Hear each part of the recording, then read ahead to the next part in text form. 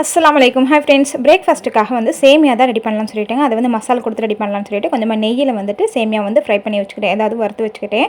அதுக்கப்புறமா ஒரு பேனில் எண்ணெய் ஊற்றிட்டு பெரிய வெங்காயம், இஞ்சி பூண்டு பேஸ்ட்டு, தக்காளி, புதினா, மல்லி, கரம் மசாலா, மிளகாத்தூள், அப்புறம் மதியம் வந்து சமைக்கிறதுக்காக கொஞ்சம் வெள்ளை சுண்டல் வந்து வேக வச்சு அதுவுமே சேர்த்துருந்தேன். டேஸ்ட் பார்த்திங்கன்னா சூப்பராக இருந்துச்சு. தண்ணி வந்து கொதிச்சதுக்கப்புறமா சேமியா போட்டுட்டு லாஸ்ட்டில் நெய் ஊற்றி இறக்கணும். சூப்பரான சேமியா ரெடியாக இருங்க. நீங்களும் ட்ரை பண்ணி பாருங்கள்.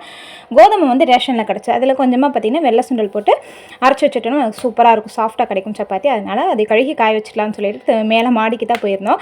ஷாஹிதுக்கு வந்து மதியம் தான் எக்ஸாம், அதனால் அவனுமே வந்து கூட வந்திருந்தான். சுக்குட்டி பழம் அங்கே இருந்துச்சா, அதையும் பறித்து சாப்பிட்ருந்தான். அதுக்கப்புறம் பார்த்திங்கன்னா நிறைய தூசி, அந்த கோதுமையில் பார்த்திங்கன்னா அவ்வளோ தூசி இருந்துச்சு. ஒரு 5-6 டைம் நல்லா கழுகிட்டு அதையுமே பார்த்திங்கன்னா காய வச்சுட்டு வந்துட்டோம். ஈவினிங் போல் வந்து ஸ்கூல்லேருந்து வந்தாலுமே ஷாஹித் நான் தான் போய் கோதுமை எடுத்துகிட்டு வரேன்னு சொல்லிட்டு அழகாக வந்து கேமராவெல்லாம் செட் பண்ணி அவனே எடுத்துகிட்டு வந்திருக்கான். ஆனால் இந்த வீடியோ உங்களுக்கு பிடிச்சிருந்தா லைக் பண்ணி சப்ஸ்கிரைப் பண்ணிக்கோங்க. நெக்ஸ்ட் வீடியோ பார்க்கலாமா?